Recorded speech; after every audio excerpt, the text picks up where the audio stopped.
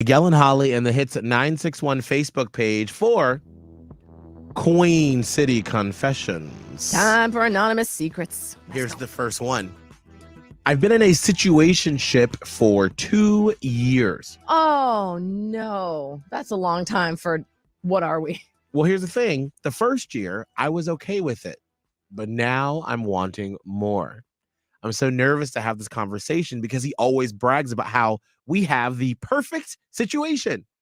I don't know how to have the conversation with him. This is why I don't like situationships, Yeah. because you are human Yes. and it happens where you are acting in a physical, intimate setting that Right. will turn into real feelings. Like you can't just play relationship Right. without feelings coming in because you're not a robot. And so you're going to just have to dive in.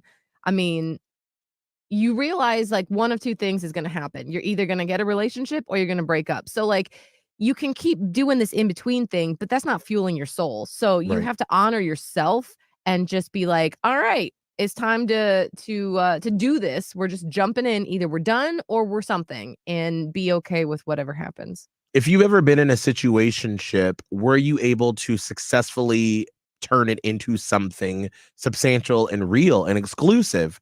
Mm. Text to Hits in your message to 96893.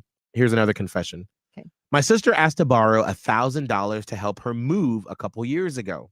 I had just gotten a bonus from work and was in a position to help her out, and so I did. Well, now it's been a couple of years, and I've only asked her about it a couple of times. Well, I just got an invite to her wedding that I didn't know about, and it looks like it's going to be expensive. I'm pissed she hasn't paid me back, but is still planning a wedding. I want to ask for my $1,000 back now. Miguel, Yeah. do you want to speak on loaning money? Listen, I learned this years ago. A lot of times, Dave Ramsey, the financial guru, says a lot of things right. Sometimes he says things that are not so right. But one of the things that I've always taken to heart is that when you loan someone money, there's a reason why they need that money. And so if you loan them, expect for it not to be returned. Right. And that's going to save you so much heartache, family drama, friendship drama. Right. If someone needs a large sum of money very badly and you have the ability to give it to them, just give it. Don't be like, okay, well, I need this back and here's how the payments are going to work. You're not a bank. Right. They're not under legal obligation to pay you back. And either you are going to give them the money or you're not. And that's your boundary. If you're like, I really can't give you the money. I'm so sorry. That's the boundary. But I've seen so many people's relationships, family, friends, whatever, fall apart because people are like, you owe me this money back. Well, yes, in theory, but it's not coming back. It's just not. So either loan it or don't, but it's probably not coming back. What's the most amount of money you've loaned someone before? And did they pay you back? Text to Hits in that message to 96893.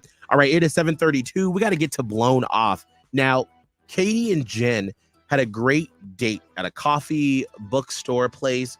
Katie thought everything was great Katie thought everything was great. But then we found out from Jen that she did something with her feet. Awkward. Like, why would you do this on a date? What did she do with her little piggies on her feet at this date? Find out with Blown Off next.